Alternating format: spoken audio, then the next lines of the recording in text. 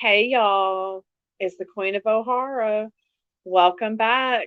Thanks for joining me. Today, I would like to discuss a new show that I found on TLC on the Discovery Plus streaming app. And it, I came across it totally by accident, but I have to say, I was intrigued. So, the show is Big and Little.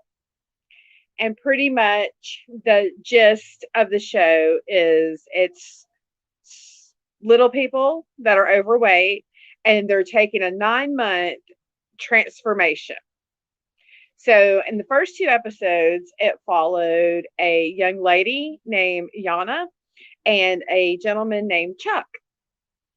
So, it's episode one and two. The name of the first episode is Wider Than I Am Tall, and the name of the second episode is Don't Want a Freak Show.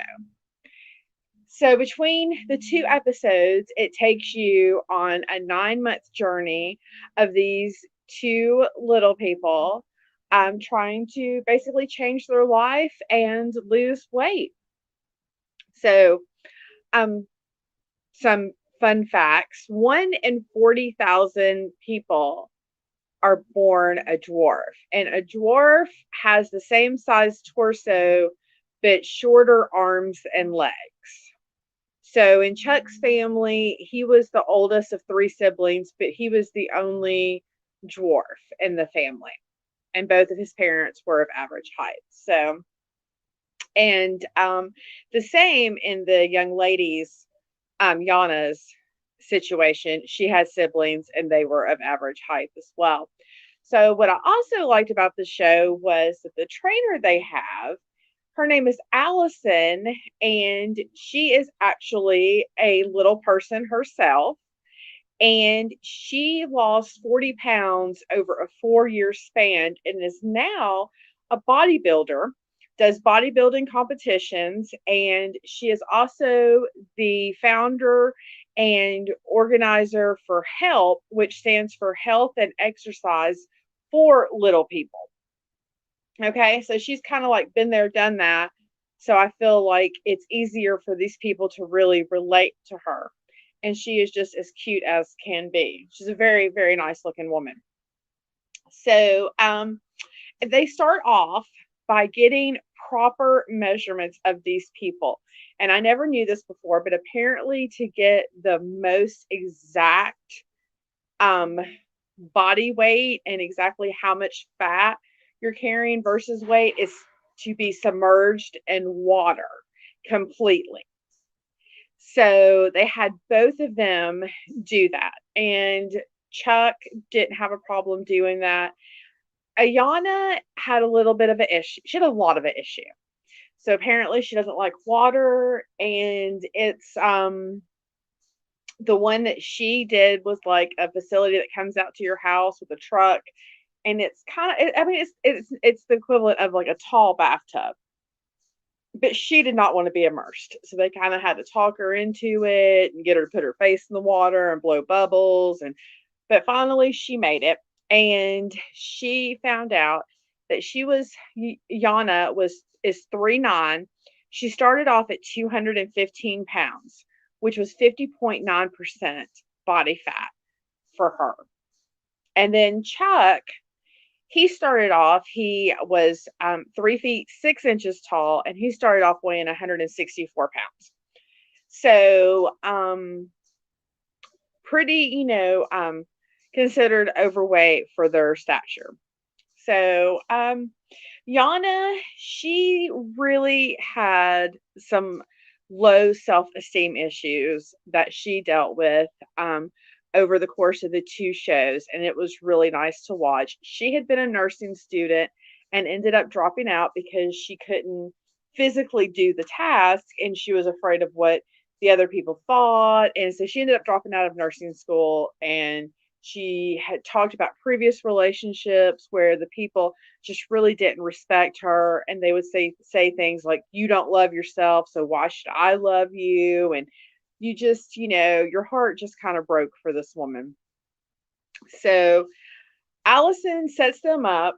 the trainer sets them up with a 9-month exercise and eating plan. Chuck, she put him on an 8-hour a week exercise program and a 1,200 calorie a day diet.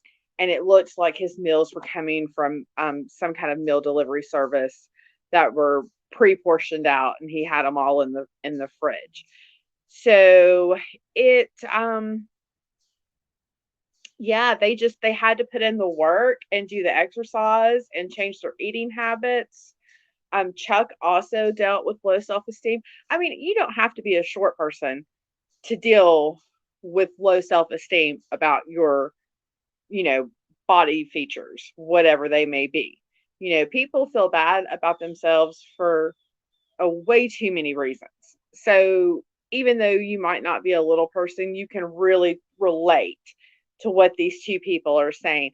Chuck had worked in radio, and I'm not really sure in what capacity, but his father did, when Chuck talked about going back to work or looking for a part-time job, his dad did feel like maybe he had been taken advantage of. So I think maybe the radio station used him more in a publicity stunt kind of way.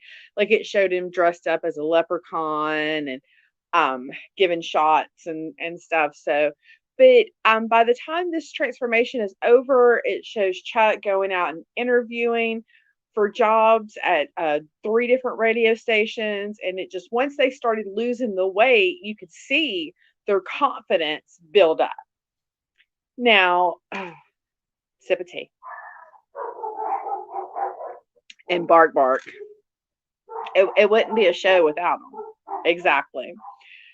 So somebody is probably walking down the street. I don't know who they think they are. It is a gorgeous day here in northern Alabama, and I hope it is a beautiful day wherever you are. So, I don't even remember really what I was saying at this point, but it was very, it was nice to watch the transformation, not only physically, but also internally and emotionally with these people, and how much their confidence built up once that they realized that they could meet their goals and they could do it. And one of the things I guilty pleasure here, I watch My 600-Pound Life. I don't know how many of you do. Please feel free to leave me a comment and let me know. Is 600-Pound Life something that you watch? I do. For years, I refused to watch it. And then once I watched an episode, I was like, oh, okay.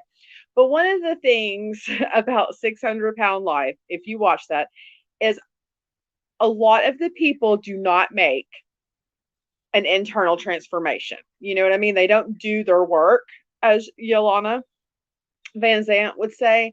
And they really fight the program and just fight Dr. Now and stuff. So this was really refreshing to see people that actually did really try their right. Dr. Now's all like, how y'all doing? Where y'all coming from? Love Dr. Now. But I can already tell you what he's going to say. So I'm not a doctor, but if you would like me to give you weight advice, I feel qualified because I've watched many, many seasons of My 600-Pound Life. So I can go ahead and tell you what to do. Feel free to leave, leave a comment and I will get back with you and, we'll work something out. I can tell you exactly what he's going to say.